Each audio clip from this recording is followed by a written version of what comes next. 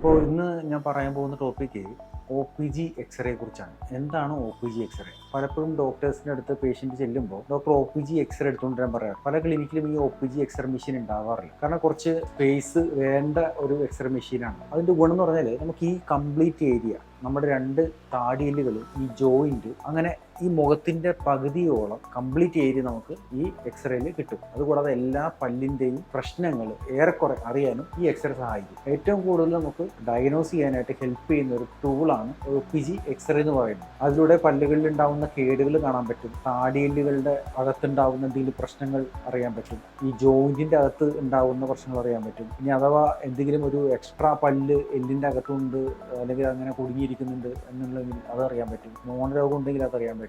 അങ്ങനെ ഒട്ടുമിക്ക പ്രശ്നങ്ങളും അറിയാനായിട്ട് ഏറെക്കുറെ സഹായിക്കുന്ന ഒരു എക്സ്റേ ആണ് ഈ OPG എക്സ്റേ. അപ്പോൾ അതുകൊണ്ട് തന്നെ പലപ്പോഴും നമ്മൾ ചെല്ലുന്ന പ്രശ്നം ചിലപ്പോൾ ഒരു പല്ല് വേദനയൊക്കെ ആയിരിക്കാം, അല്ലെങ്കിൽ വിസ്ഡം ടൂത്തിൻ്റെ പ്രശ്നം കൊണ്ടായിരിക്കാം. അങ്ങനെ എന്തെങ്കിലുമൊക്കെ ഒരു പ്രശ്നത്തിനായിട്ട് നമ്മൾ ഈ എക്സ്റേ എടുക്കുമ്പോൾ പലപ്പോഴും ചില ആളുകളിൽ മറ്റ് ചില ഭാഗങ്ങളിൽ ഒളിഞ്ഞിരിക്കുന്ന അല്ലെങ്കിൽ തിരിച്ചറിയപ്പെടാതെ പോകുന്ന പല പ്രശ്നങ്ങളും, ക്യാൻസർ ഉൾപ്പെടെ, എല്ലിൻ്റെ ക്യാൻസർ ഉൾപ്പെടെയുള്ള കാര്യങ്ങൾ വരെ അറിയാൻ ഈ OPG എക്സ്റേ സഹായിക്കാറുണ്ട്. ഓക്കെ, അപ്പോൾ ഇതൊക്കെയാണ് OPG എക്സ്റേ കുറിച്ചുള്ള വിവരങ്ങൾ. ഇനി അടുത്ത ഒരു വീഡിയോയിൽ ഉള്ള ടോപ്പിക് എന്ന് പറയുന്നത് ഇളകുന്ന പല്ലുകൾ ഉറപ്പിക്കാൻ കഴിയുമോ എന്നുള്ളതാണ്. ഓക്കെ.